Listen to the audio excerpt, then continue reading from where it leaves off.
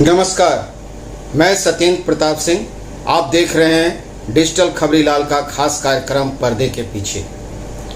कोलकाता के RG Kar rape and murder कांड में कुछ प्रगति देखने को मिली है। दरअसल आरजीकर कांड के मामले में कल सीबीआई ने टीएमसीपी के नेता आशीष पांडे को गिरफ्तार किया है। हालांकि यह गिरफ्तारी रेप एंड मर्डर से संबंधित नहीं है, फाइनेंशियल इरेगुलरिटीज वित्तीय घोटाला से संबंधित है। आशीष पांडे के बारे में कहा जाता है कि आरजीकर के पूर्व प्रिंसिपल डॉक्टर संदीप घोष के बेहद करीबी हैं और खासम खास है, और आरजीकर हॉस्पिटल में इनकी तूती बोलती थी। सवाल यह उठता है, डॉक्टर संदीप घोष के भरोसे इनकी बुलंदी थी या इनकी वहाँ तूती बोलती थी?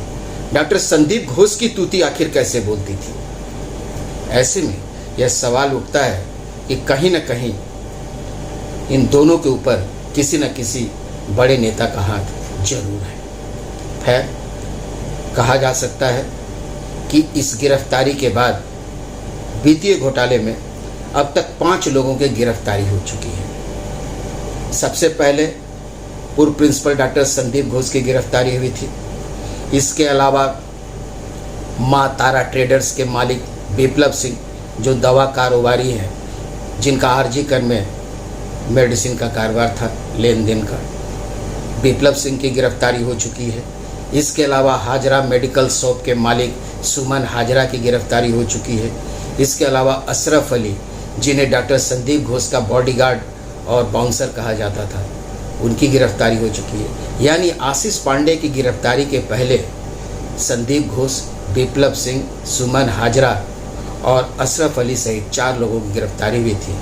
आशीष पांडे की गिरफ्तारी के बाद यह संख्या बढ़कर 5 हो गई है।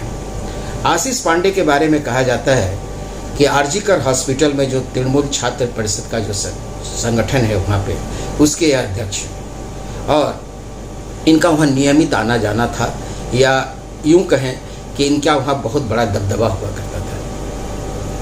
किसी भी मामले में बगैर आशीष पांडे की इजाज़त के वह परिंदा भी पैर नहीं मार सकता था। बताया जाता है कि जिस दिन 9 अगस्त को यह घटना घटी थी, उस दिन सॉल्ट लेक के गेस्ट हाउस में यह आशीष पांडे ठहरे थे और इनके साथ एक महिला भी थी। और यह खबर जब सामने आई तो उस वक्त तक लोगों को नाम नहीं मालूम था कि वो व्यक्ति है कौन। लेकिन यह पता चला कि 9 अगस्त को कोई एक व्यक्ति आके सॉल्ट लेक के गेस्ट हाउस में ठहरा था और वह सारा दिन, घटना के दिन, आरजीकर हॉस्पिटल में था और 10 तारीख को वह गेस्ट हाउस छोड़ के चला गया था। उसके बाद सीबीआई ने वहाँ के एक स्टाफ को बुलाई, खाता वगैरह लेकर, और जांच के बाद पता चला कि आशीष पांडे नाम का व्यक्ति वहाँ ठहरा हुआ था। यह आशीष पांडे नॉर्थ बंगाल लॉबी को भी हॉस्पिटल्स की यही मैनेज करते थे। इसके बाद आशीष पांडे को सीबीआई इसके पहले एक बार बुला चुकी थी और इनसे अच्छी खासी पूछताछ भी थी। कल इनकी गिरफ्तारी हुई है और आज इन्हें अदालत में पेश भी किया गया। सवाल है कि आशीष पांडे के बारे में कहा जा रहा है कि इनके तृणमूल में उच्च स्तर के नेताओं से अच्छे साठगांठ है। इस संबंध में जब मीडिया ने डॉक्टर सुदीप्तो राय, जो टीएमसी के श्रीरामपुर से एमएलए हैं और वेस्ट बंगाल मेडिकल काउंसिल के चेयरमैन हैं, इंडियन मेडिकल एसोसिएशन के पूर्व प्रेसिडेंट रह चुके हैं, आरजीकर में हॉस्पिटल में मरीज कल्याण समिति के इसके पहले अध्यक्ष थे, इस घटना के बाद उनको अध्यक्ष पद से हटा दिया गया। सुदीप्तो राय से भी इनके बारे में जानने के लिए जब मीडिया ने फ़ोन किया तो उन्होंने फ़ोन नहीं उठाया और न ही इसका कोई जवाब, मैसेज का कोई जवाब भी दिया। ठीक उसी तरह जिस तरह आशीष पांडे के बारे में कहा जा रहा है कि तृणमूल छात्र परिषद के नेता हैं, तो राज्य के तृणमूल छात्र परिषद के प्रेसिडेंट तृणांकुर भट्टाचार्य से भी मीडिया ने संपर्क करना चाहा, कॉल और मैसेज के जरिए, लेकिन उनसे भी संपर्क नहीं हो पाया।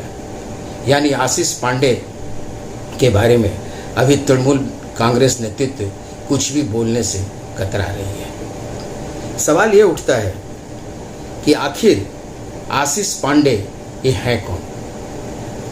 बताया जाता है कि आशीष पांडे ही इसके मेन कंडारी है, ये जो वित्तीय घोटाला का है, क्योंकि टेंडर से लेकर किसे दुकान देना है, किसे नहीं देना है, किससे कितने पैसे लेने हैं मेडिकल में, यानी सारा कमीशन की जो हिसाब किताब होता था ये इनके ही जरिए होता था। और सबसे मज़े की बात तो यह है कि जो थ्रेट कल्चर, धमकी संस्कृति की बात की जा रही है, उसके भी सबसे बड़े नायक यही है।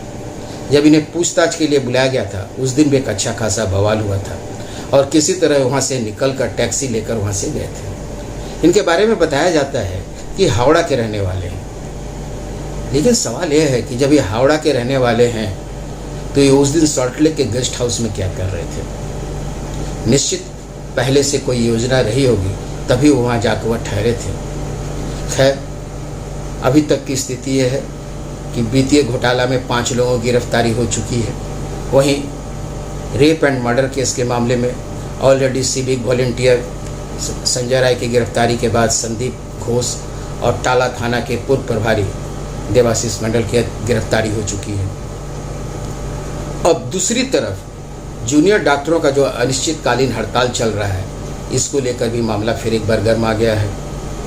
कल आरजीकर हॉस्पिटल में सीनियर डॉक्टरों ने जूनियर डॉक्टरों से कहा कि आप आंदोलन करें, विरोध करें, लेकिन इस हड़ताल को ख़त्म कर दें। वहीं जूनियर डॉक्टरों के हड़ताल को लेकर एक PIL कोलकाता के हाई कोर्ट में दिया गया है, जिस पर आज सुनवाई हो रही है कि यह हड़ताल खत्म होनी चाहिए।